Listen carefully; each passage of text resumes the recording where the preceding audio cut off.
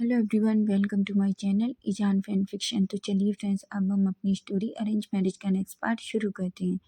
और जो कोई चैनल पर न्यू स्टोरी अच्छी लगे तो प्लीज़ चैनल को सब्सक्राइब करना, लाइक करना और कमेंट करके मुझे ज़रूर बताना कि आपको स्टोरी कैसी लग रही है। तो लास्ट पार्ट में हमने देखा था कि विंग की ऐसी हालत देखकर वांगजी को बहुत गुस्सा आता है, जिस पर वो सच में जियांग फेंगयान के ऊपर भी बहुत गुस्सा हो जाता है और वो उनसे मिलने जाता है, जहाँ उसे सुयांग के बारे में बहुत कुछ जानने को मिलता है और उसे ये भी पता चलता है कि उसकी कंपनी में के लिए विंग के डैड ने बहुत सारा पैसा भी दिया था, जिस पर वो और ज़्यादा गुस्सा हो जाता है। उधर एक पल के लिए तो फेमियान भी डर जाते हैं, लेकिन फाइनली वो इस बात से बहुत खुश थे कि उन्होंने अपने बेटे की शादी बहुत अच्छे पर्सन से की है, जो उसके बेटे को बहुत अच्छे से सेफ रख सकता है। इस बात से फेमियान बहुत खुश होते हैं। अब हम सीधा वांगजी को देखते हैं। वांगजी जो अपने केबिन में एंटर करता है, तभी हम देखते हैं वांगजी के केबिन में वो पांचों लेडीज एक एक करके खड़ी हुई थी। वांगजी उनको गुस्से में देखता है। वो कहती हैं, वांगजी तुमने हमें यहाँ क्यों बुलाया? वांगजी सबकी तरफ गुस्से में देखता है और कहता है, मैंने आप लोगों को इसलिए बुलाया है, मुझे आप लोगों को कुछ दिखाना है, ऐसा कहता है। मिसेस जिन कहती हैं, ऐसा क्या दिखाना चाहते हो वांगजी? वांगजी तभी कुछ फोटोज लेता है और उन पांचों लेडीज के सामने फेंक देता है, जिसे देखकर वो लेडीज पूरी शॉक्ड हो जाती हैं। वो एक दूसरे की तरफ देखने लगती हैं। उनकी पूरी बॉडी शिवर कर रही थी। वांगजी कहता है, कैसा लगा ये सब कुछ? तभी वो लेडी कहती हैं, ये सब क्या है वांगजी? तुम हमारे साथ ऐसा कैसे कर सकते हो? हम तुम्हारी मॉम की फ्रेंड हैं। वांगजी जोर से हंसता है और कहता है, फ्रेंड? और आप कैसी फ्रेंड हो जो अपनी दोस्त की इंसल्ट करती हो और तो और उनके बेटे के ओमेगा को भी रुलाते हो? ये बात सुन के वो लोग एक दूसरे की तरफ देखने लगती हैं। तभी वांगजी कहता है, वैसे आप यही चाहती थी ना कि मैं आपके इन बच्चों के साथ शादी कर लूं? तभी वो लोग एक दूसरे की तरफ कहती हैं और वांगजी कहती हैं, वांगजी तुम क्या कह रहे हो?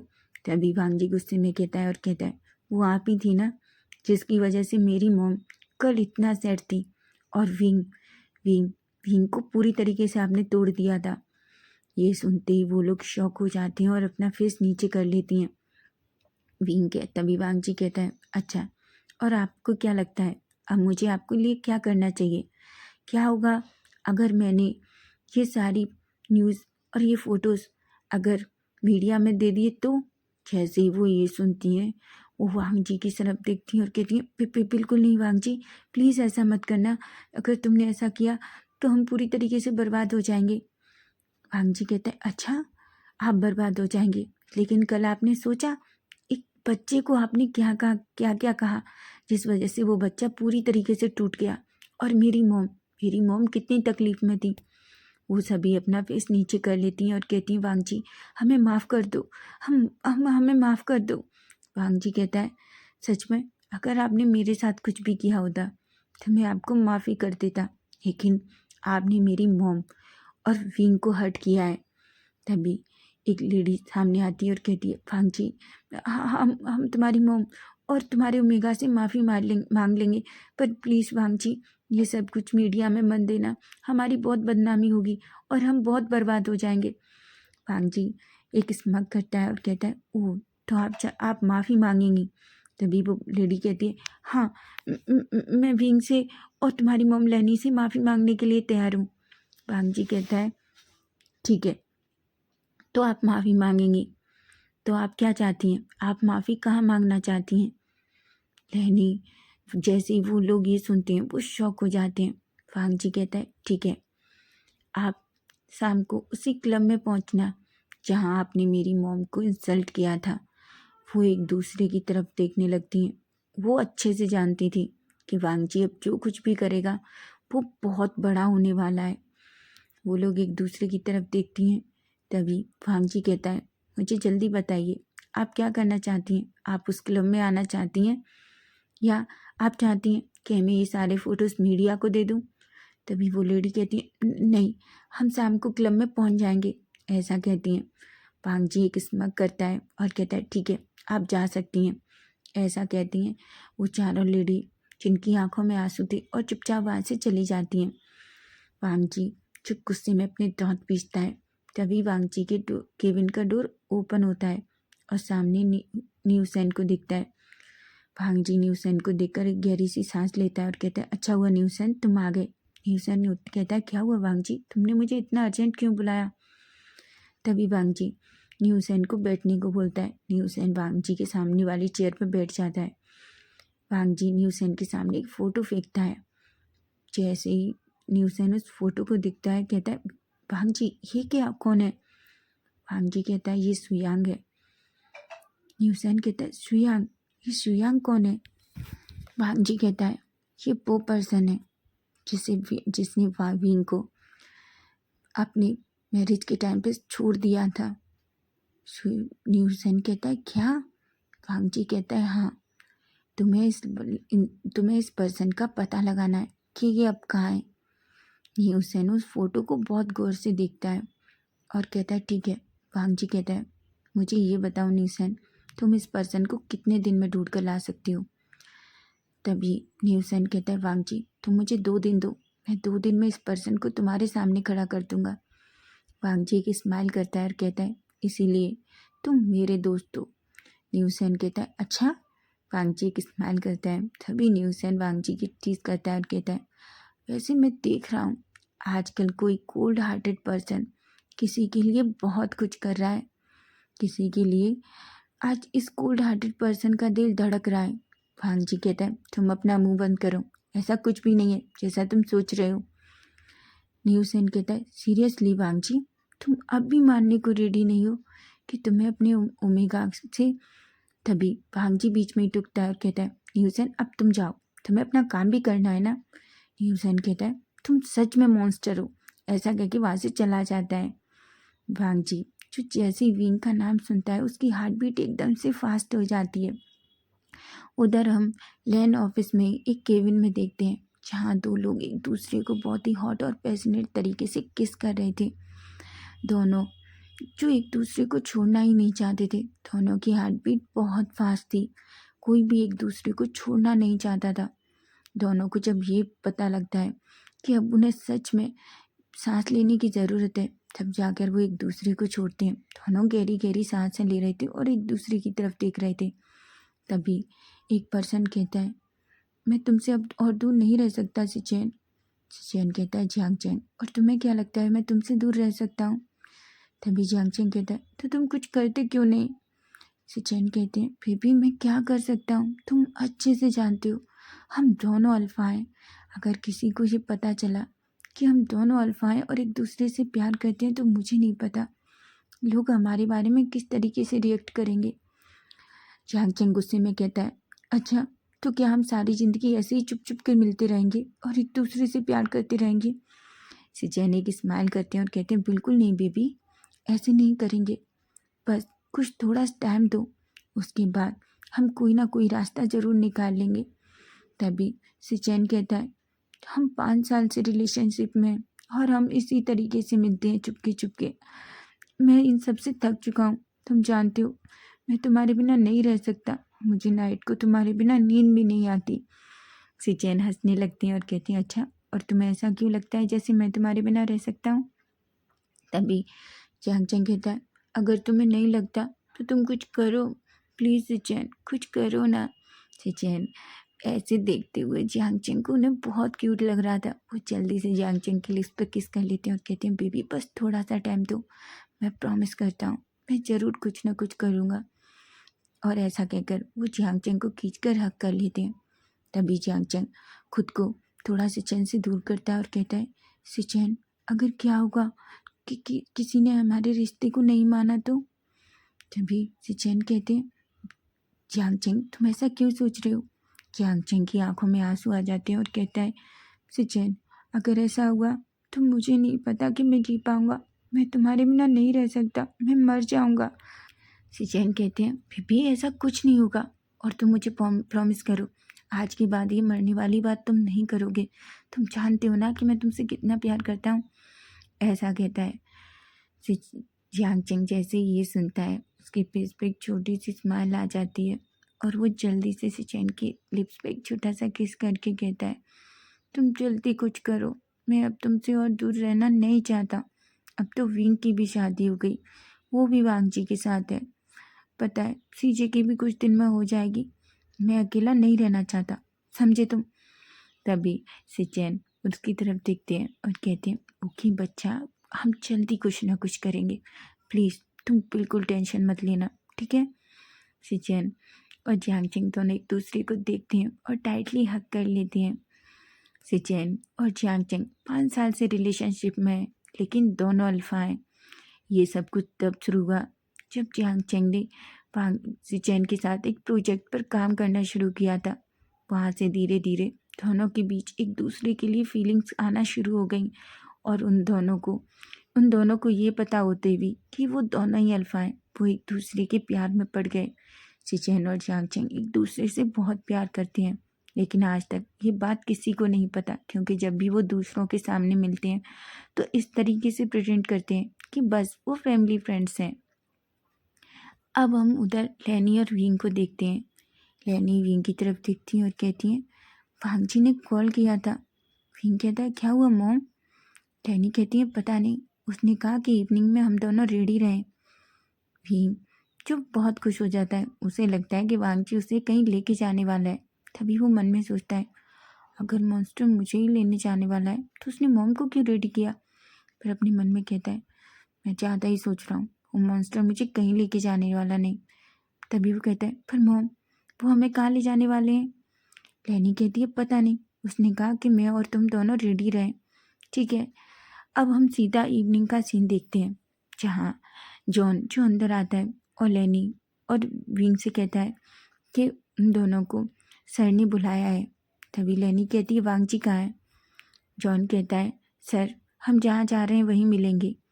लैनी और विंग तो पूरी तरीके से शॉक थे, लेकिन वो कुछ भी नहीं कहते और चुपचाप मैंसन से बाहर निकलते हैं और कार में बैठ जाते हैं। सभी लोग जल्दी ही कार एक क्लब के सामने पहुंचती है। जैसे ही लैनी और विंग की नज़र उस क्लब पर जाती है, दोनों एक दूसरे को देखते हैं और शॉक हो जाते हैं। जॉन जो कार से उतरता है और जल्दी से विंग के साथ पहले लैनी का फिर विंग का डोर ओपन करता है। दोनों बाहर आते हैं। लैनी कहती है, जॉन हम यहाँ यहाँ क्यों हैं। जॉन कहता है, मुझे नहीं पता, सर ने आप दोनों को यहीं बुलाया है।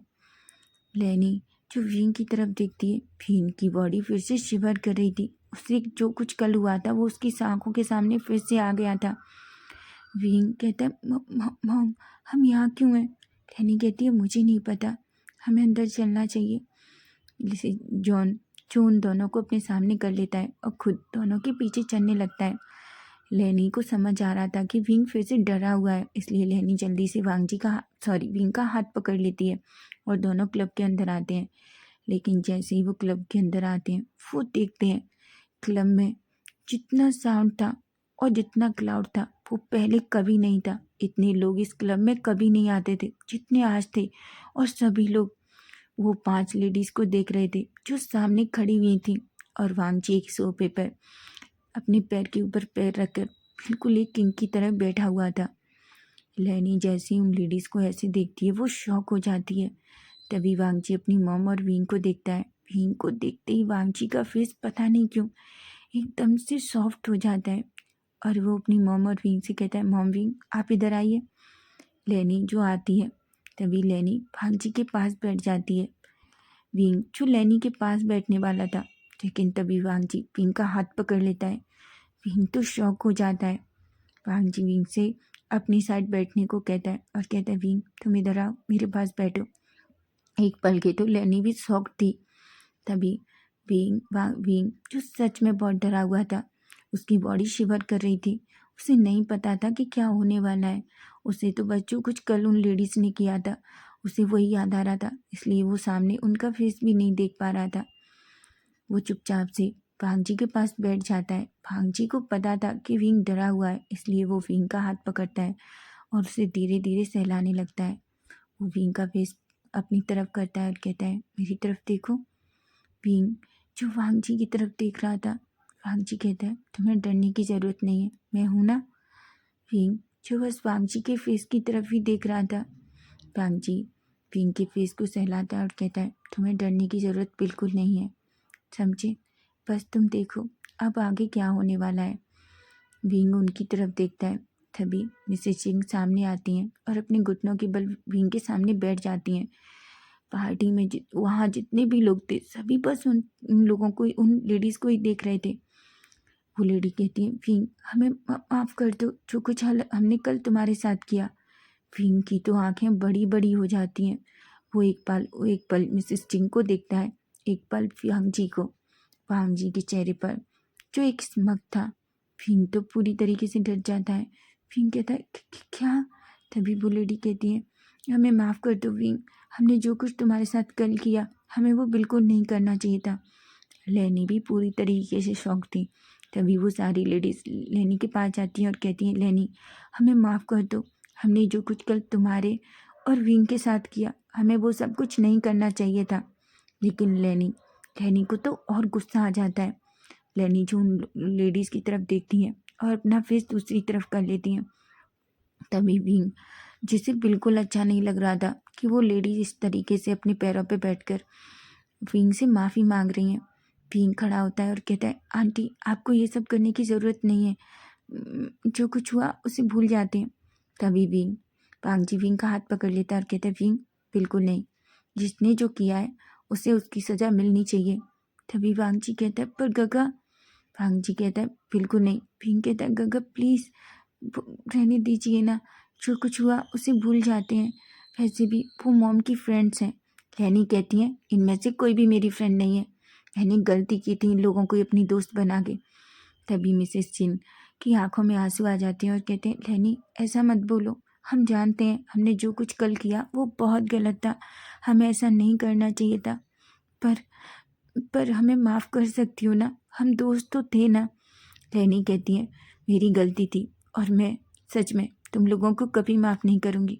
अगर मेरे बच्चे ने तुम लोगों ने कल मेरे बच्चे को इतना रुलाया, मैं उसके लिए तुम्हें कभी माफ़ नहीं करूँगी। तुमने मेरे बच्चे की इंसल्ट की, उससे कहा कि उसमें कमी है, जबकि मेरे बच्चे में कोई कमी नहीं है।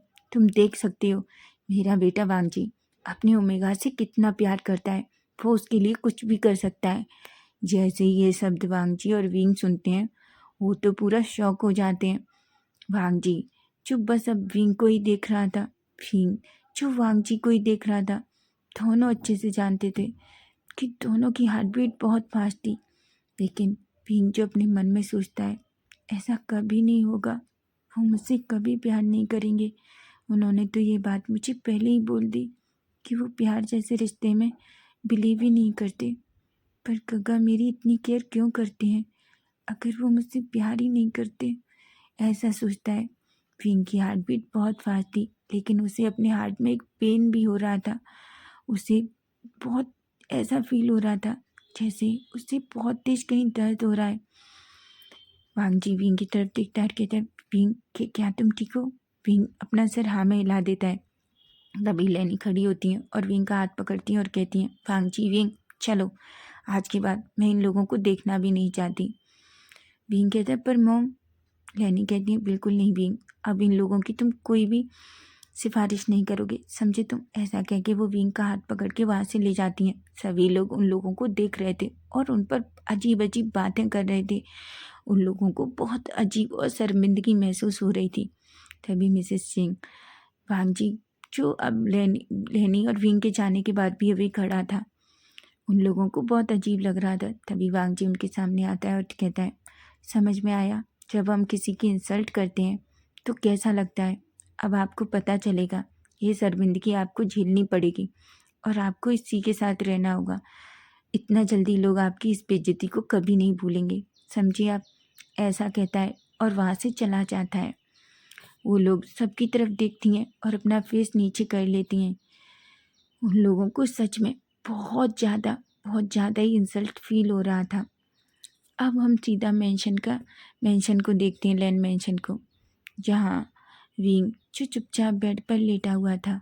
विंग की आंखों में आंसू थे, क्योंकि विंग को पता है कि विंग वांगजी को पसंद करने लगा है। विंग के दिल में धीरे धीरे वांग जी के लिए फीलिंग्स हो रही हैं, लेकिन विंग जानता है कि वांग जी के दिल में विंग के लिए ऐसा कुछ भी नहीं है। लेकिन फिर भी विंग कहता है, फिर वो मेरी इतनी केयर क्यों करते हैं? वो मुझसे प्यार नहीं करते, लेकिन मेरे लिए सबसे झगड़ा करते हैं। मैं क्या करूं? पर मैं खुद को उस मॉन्स्टर से प्यार करते हुए नहीं रोक सकता कि क्या मैं उनसे इतना प्यार करने लगा हूँ? उसकी आंखों में बहुत आंसू थे। तभी विंग को ऐसा लगता है कि जैसे कोई रूम में आया है। तभी विंग जल्दी से बेड पर करवट ले लेता है और अपने आंसुओं को पोंछ लेता है। वो ऐसा प्रिटेंड करता है जैसे वो नींद में है। भांग जी जो एंटर करता है और सीधा विंग को देखता है। विंग जिसे देखकर वांग जी को लगता है कि विंग सो चुका है। ऐसा देखकर वांग जी के फेस पे एक स्माइल आ जाती है। वो वॉशरूम में जाता है, फ्रेशन अप होके बाहर आ जाता है। तभी वो बेड के पास आता है। 1 मिनट विंग को ऐसे ही देखता है और पिल्लो उठा के सोफे पर जाने ही वाला था कि पता नहीं क्यों अचानक से वांग जी रुक जाता है और वो विंग की तरफ देखने लगता है।